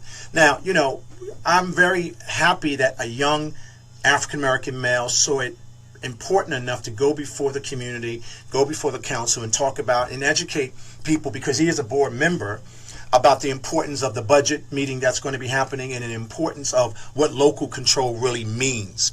So I thought that was good. I wanted to commend him on that, because he didn't have to do that. Oh, you weren't there? No, I wasn't there, but I heard about it. Did they tell you how many people attended? Well, no, it didn't happen. The meeting didn't happen yet. But we was asking people in the city of Newark. No. At the council meeting. Oh, no, I don't know how many people were there. But he came and spoke. He used his time to talk about the most important issue facing our community now is this education debate, the budget. And I think a lot of it has to do because of what has happened. Right. I think a lot of it has to do because we are now making this an important issue. We're talking about it. We're pushing back. We're fighting against mediocrity. We're fighting against status quo. We're fighting against the backroom deals that got 5 mailers financed, from a group of philanthropists and the administration that got together to say, look, we're going to keep, we're going to push back, this whole aggressive movement to get better people on the board, and we're going to buy into status quo, right? So I give him credit for that. So we have to support a young man like that doing that. And then I think Donna Jackson and Cassandra Love got up and said years ago, we used to all come in the room together to discuss who our board members are going to be. And they basically said that that's not happening anymore. It's not. That it's happening in a small room and people are being transactional, giving money to each other to suppress the vote, to suppress the choices of the parents, to suppress the choices of the community. So I have to give them credit for that too. If we're going to be, stewards of the truth, right? And we're not perfect. We have to give people credit for when they stand up and say something. So, Ian, to the caller, before I play this clip, to the previous caller, what was her name again? Sharice. When we talk about what to do, and I believe that you're correct, Kevin, there is an intent to suppress the vote in our community. And to suppress our consciousness and our consciousness as well. I agree. For our kids. And so we need to be we need to be good stewards of passing out information to people so they can make informed decisions. And so with that being said, I'm going to play the clip from FloJo, who's running for the Board of Education, when she was asked a question on policy. Ms. Johnson, thank you. Okay, once again, my name is Felicia Johnson, and my ballot number is 815. So one thing that I want to work on when I get elected into the Newark School Advisory Board is I want to focus on best practices. So I believe that some things are given that should be shared. So, and I'm going to use a couple of examples. Just recently, a student of my alma mater, Arts High School, was accepted into Harvard University on a full scholarship. That baby goes to magnet school. Just last week, a young lady at Shabazz High School got accepted into Princeton on a full scholarship. So all throughout our city, these babies are getting into college. Charter schools, traditional public schools, what practices are they doing at these schools that's helping these babies rise up and above? So that's something that I want to cultivate within our culture and within our community. Another example, I went to a forum in the South Ward last week, and somebody asked me, what can I do to keep kids in the traditional public school system? And my answer to him was, I can't make anybody keep their kid anywhere they don't want to be. It's the parent's choice. But I told him I could. My son likes to play basketball. He attends North Star High School. We all know that the charter schools don't really emphasize athletics as much as they should. So I can say to you, okay, your baby likes to play basketball. We know that Central, we know that Shabazz, we know that Westside has an awesome team. But if your school offers that sport, you have to play it at your school. So that's one way. That's the best practice in a sense, so to say, too, because they can share their experiences with their athletic department and bring it into another division of the schools. So, in my opinion, I want to see happen is best practices, shared practices throughout the city of Newark. Okay. Now, okay, I'll let you before. Yeah. I don't even know where to start with that. I'm going to tell you. I'm sorry?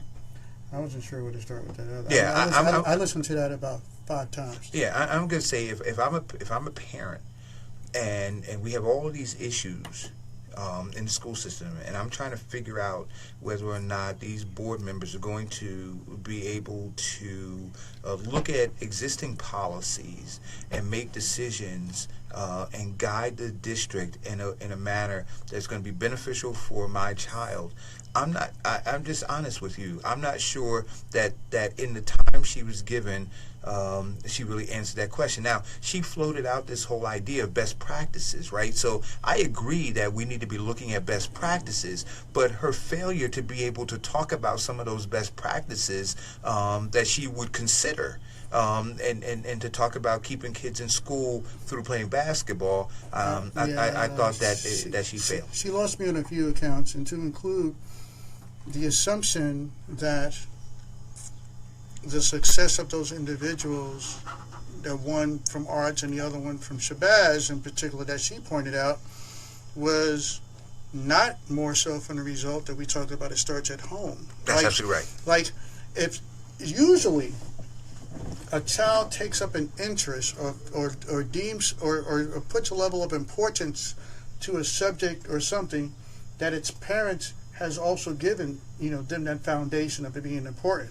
I know that, and we want to try to get, we got 9 of these, so I want to try to get through them quickly. Yeah, go to the next one. I want to respond to that. Missed. I want to respond to that. I think she would be a great community organizer and not someone representing me on the board. So we can move on. Yeah, that's what I say with that. Let's move on. That's great community organizer. A lot of work to have to be done with her. Swing and a miss. She should not be running for the school board. She should actually be doing community organizing. That's not her thing. No. Here's number 2. Mr. Love, thank you. Okay. I live in a city where there's 100 murders annually every year.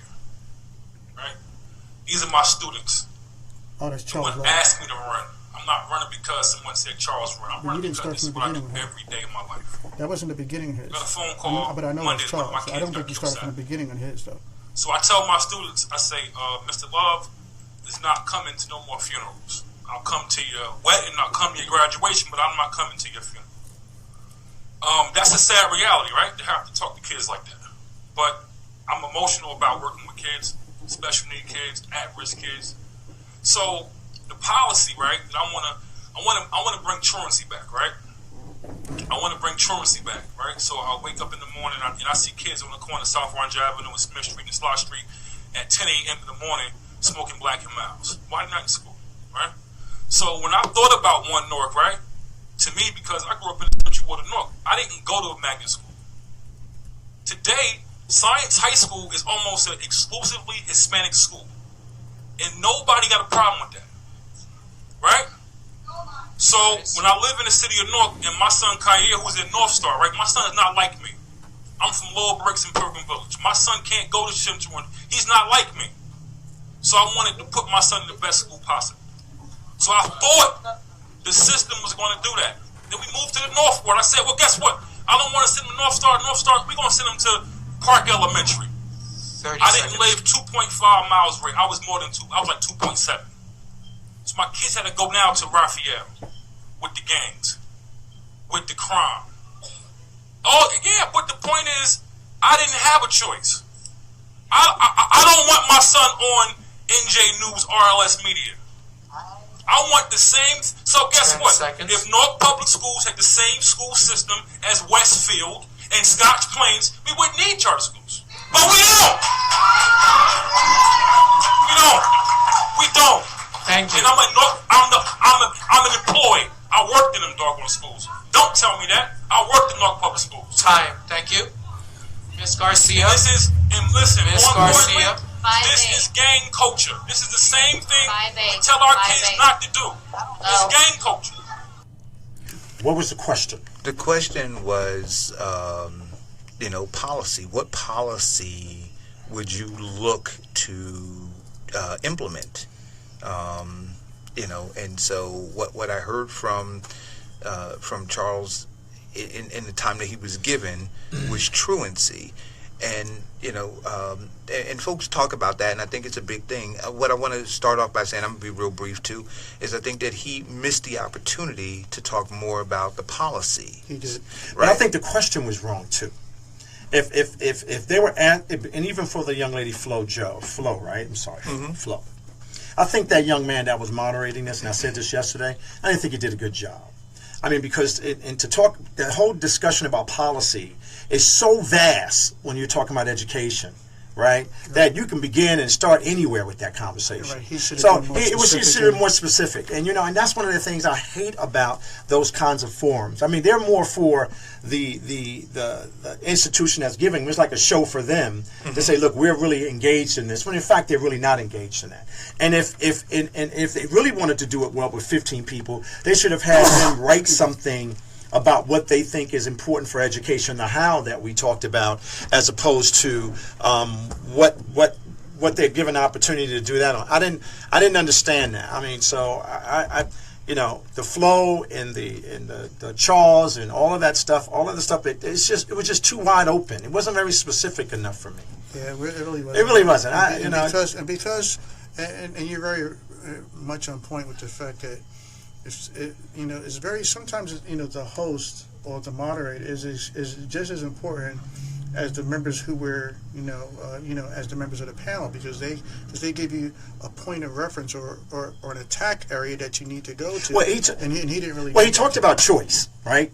That was a policy. Well, he did talk about choice. He talked about his issue with the public school indoor charter, the criminal element that is happening in the public schools, right? And he connected that to truancy.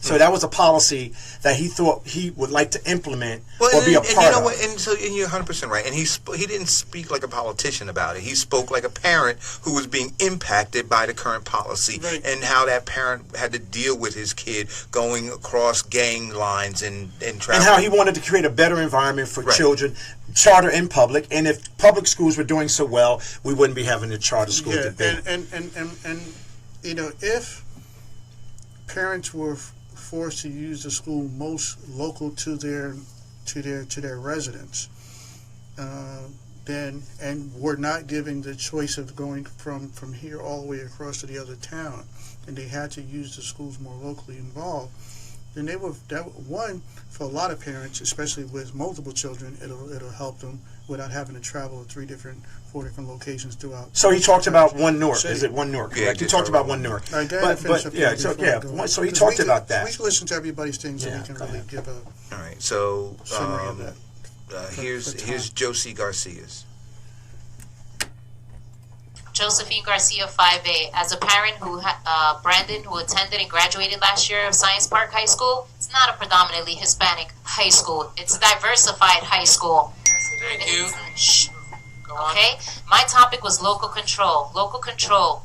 Gaining and maintaining local control to ensure that we continue to place quality principal and teachers, that we continue to work with our parents and community leaders to improve the quality of education for all Newark. Local control means more responsibility, commitment, and dedication to all Newark residents. Together we can make that difference. The district is transitioning back to local control. First thing is that Newark needs to find a great superintendent that will move Newark schools forward academically. If elected to the Newark School Board, I will fight to ensure that we pick our next superintendent. Can I say something about that? Let me just say something. First of all, I live in the neighborhood. Did you say she was reading? Yeah, of course she was. But a lot of her stuff that we've heard thus far, she was reading from a script, right? The local control is a part of the script, is a part of the theme. Everybody's talking about local control. But let's get back to the science complex. I live in that neighborhood, right? And predominantly, I mean, we can't say the word Hispanic, but the predominant ratio of students that go to that school don't live in that neighborhood. They probably live in Newark somewhere. They're all carpooled there. It's a regional school, and majority of them are Hispanic. I live there. And my question is, I want all of our schools to be that way. So I live in that neighborhood. I walk past that school every day. You want them all to be Hispanic? No.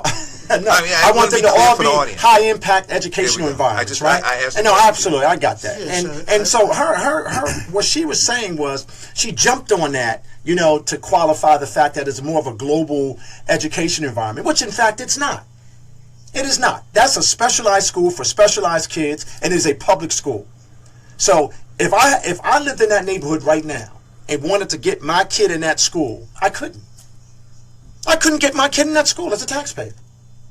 And those kids are carpooled all over. That's a regional, basically a regional high school, but I would suggest and say that it's a statewide high school. So it is predominantly Hispanic. It's got some kids of color in there, African American kids, but majority of those kids that I see going over to the subway, majority of those kids I see walking past my house, that, you know, it's enormously diverse, but majority of the kids in there are not African American. And so when we talk about her most important policy, and why do you think that is?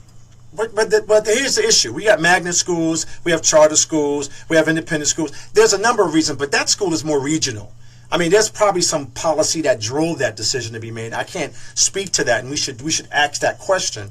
But at the end of the day, on this local control issue, when you hear what she's saying, local control is an issue, right? And she talked about finding a great superintendent. Was local control an issue or policy?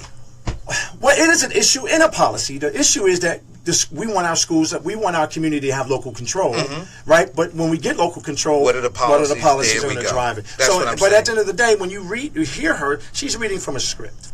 Yes. Right. So here's Phil Sellinger. Mr. Sellinger, we could reconstitute. Thank you. Okay. We need to. We owe Mr. Sellinger our respect, please. Thank you.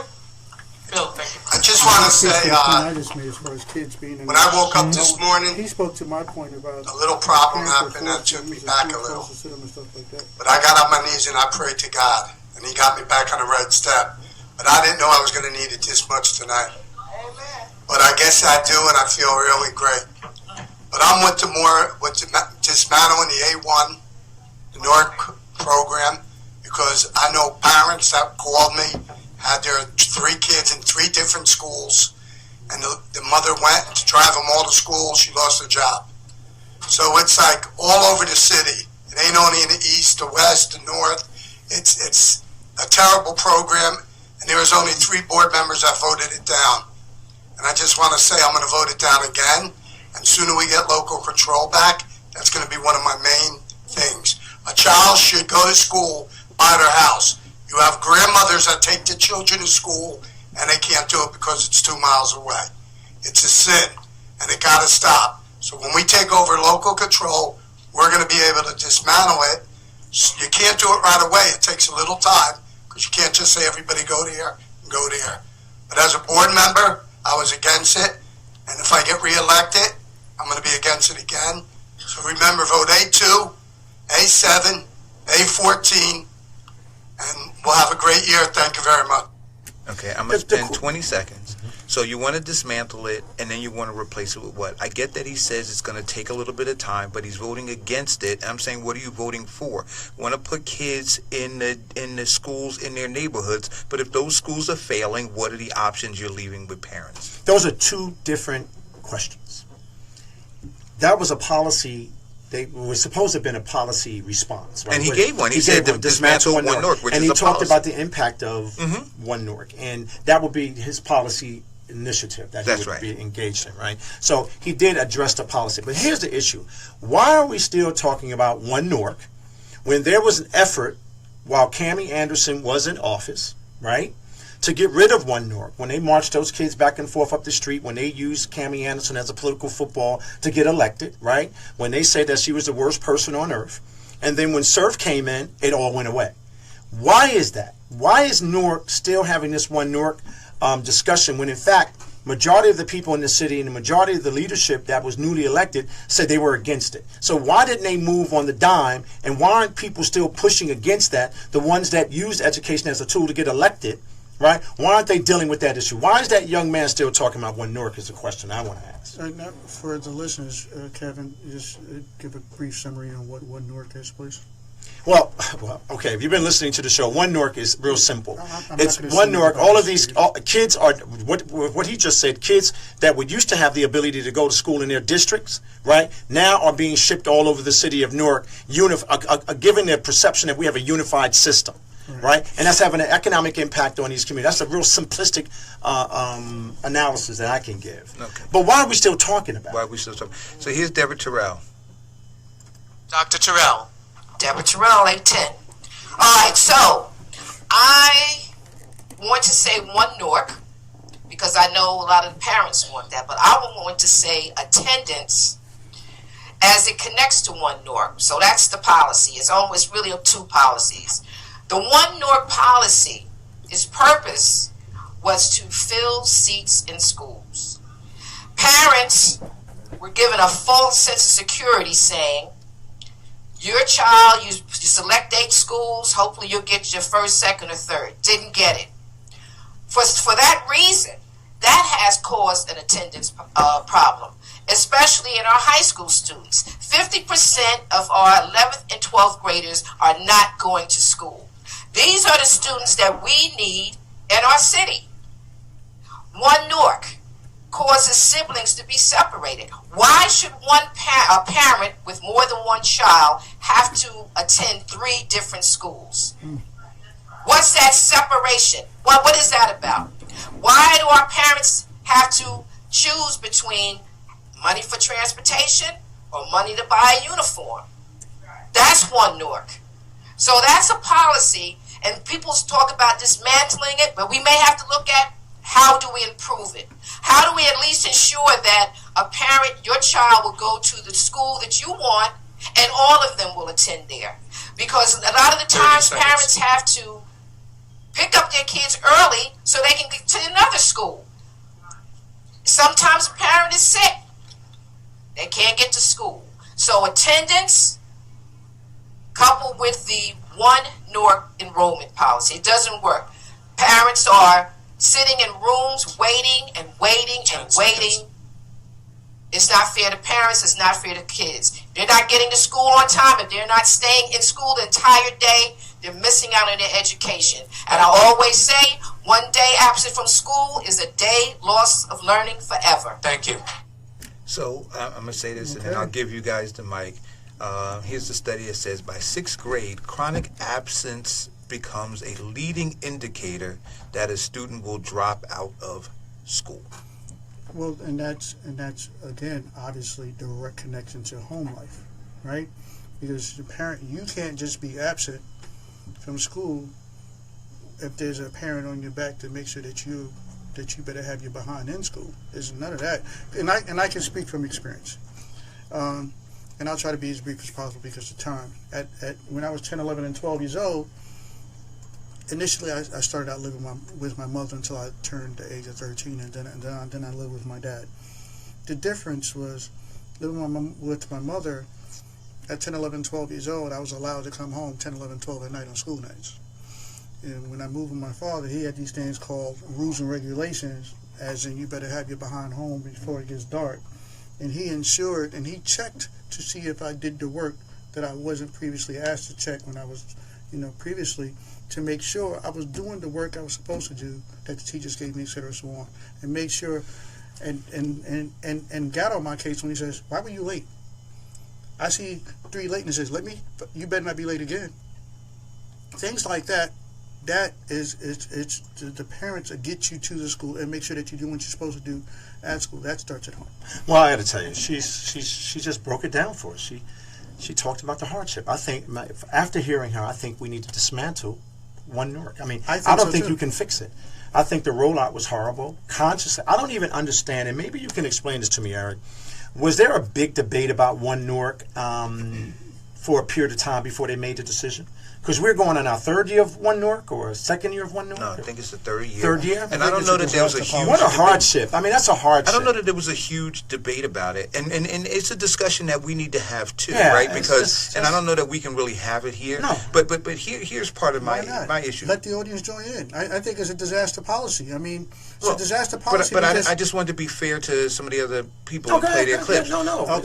That's what I want to do. But I do think that we need to have the conversation about One Newark. And it is a hardship, but it's also a hardship for parents who live in a school district that has a failing school, and they want to move their kid out, but then they can't. And there was 3 different issues. We need to re-engineer our schools. We need to put a commission together to talk about what schools look like in the future for the city of Newark. But that One Newark is just a disaster. Oh, no, it's a disaster the way it is right now. I mean, her explanation of it was beautiful. It was great. I think you have Josie Garcia left to play. No, I played Josie. So here's Denise Cole. You did Denise, that's right.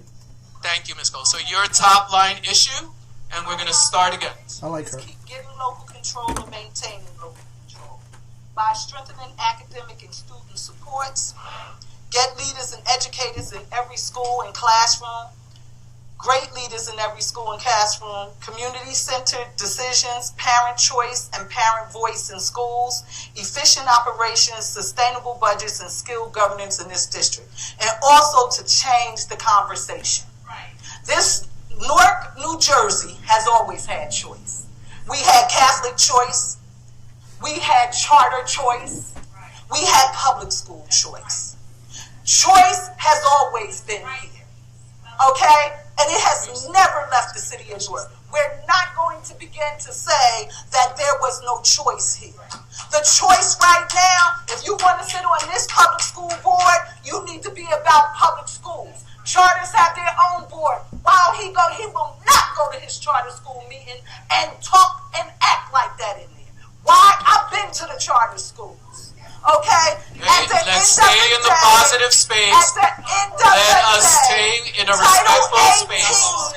Title 18 under the state statute has, under the core curriculum for Newark, has a civics lesson. And in civics lesson it says we must teach our children about protest. It says we must teach our children about local government, state government, national government. When our children come to speak, adults are supposed to maintain their tongue and control, because the tongue is powerful, and you must watch what you speak into our children's life and emulate positive behavior. So if they sitting up here talking about a choice, the choice is not theirs. If they're on charter, don't vote for them. Thank you. Not for We're moving on now. All right, so listen, we're gonna have to play the rest of those. Maybe tomorrow we'll finish them. But I want to say this: a couple things. At the end, she said something about tone and behavior because children are watching, and I'm listening to her. Right, I'm listening to her tone and I'm listening to her behavior, and I'm saying, well, wait a minute, you're a manifestation of the very thing that you're saying that the people shouldn't be voting for. She's a little passionate. So, well, I think it went beyond passionate, and so much so that you had to have the moderator, continue to try to correct her, and she, she made some interesting points. Well, first of all, when she said parents always had choice. Right? They did not. They did not. And I want to say this. And when I went to my mother and father paid for my education. Dude, but listen, when I grew up in the Weequahic section, right, and back then Maple Avenue School was considered one of the better schools, or the Weequahic section was considered some of the better schooling. And I had friends who lived in different areas of Newark who used addresses so that they could go to Maple Avenue School. See, so that was the choice that we had, right? Now, and I continue to tell this story. My dad was the president of the Board of Education when I got to high school. And I wanted so desperately, because I lived on Leslie Street right off of Chancellor Avenue, to play for Bernie Adams, right? And Bernie Adams wanted me to play for him. He saw me play in the end of Unterman Field with all my friends my whole elementary school life. He knew I was coming there. My dad said no. He said, you're not going to Weequahic. It's a failing school. He was the president of the Board of Education. I tested into and got into Science High School. So I had choice. My father didn't send any. He sent my two older brothers to West Orange High School. They used they stayed at my uncle's house, and my sisters went to SWAS, which was school within the school before it became university. And then my sister Brett, who you know, Ian, went to University High School. So that was the choice that we had. We didn't have to go to the failing high school in our district. Well, let's get back to the. We got to. So no, we can pack this up. We're not going to play anymore. So we got 7 minutes. So let's go.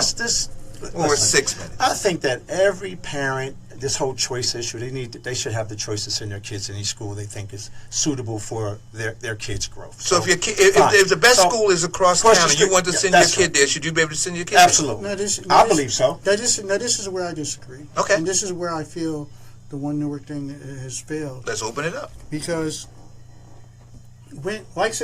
let's just pretend, let's just talk about, let's say, a community, say, within a 5-block radius of each other, within a certain area. And there's a school within that 5-block radius. If the people within that community are acting and reacting on things based within that 5-block community, they want everything within that 5-block community to excel and do well. So they're talking about things within their community from a policing up and as well as a school. And with that, all the parents within that community want the same thing for that school.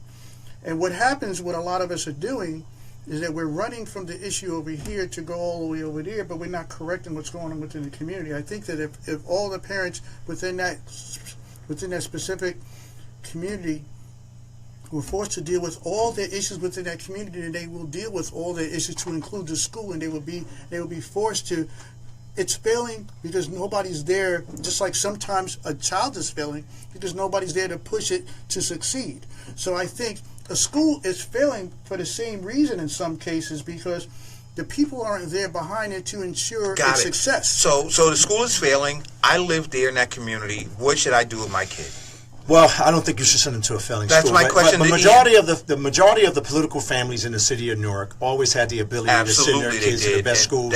So they had choice. The people that did not have that influence in the city of Newark, that couldn't pay for their children's education, they didn't have that choice. Okay. Right? Wait a minute. But all of the kids that go to charter schools, right, in the city of Newark, they live on the same blocks as the other kids that are going to failing schools.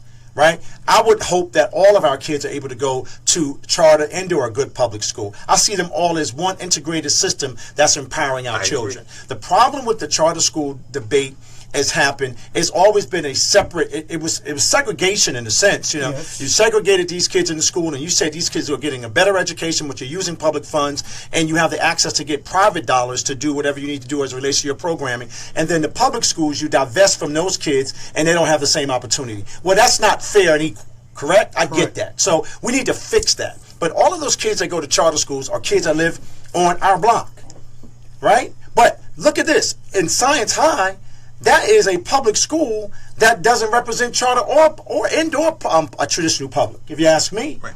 So, but my question in the last couple of minutes is, what should I do with my kid? How do you define a failing or a successful school? For example, at least my question to you guys, what do you feel about Shabazz? Is that a failing or a successful school? It's a failing school. It's a failing school. Now, she spoke about an individual that came from Shabazz that was accepted at Princeton. Parental intervention, I guarantee.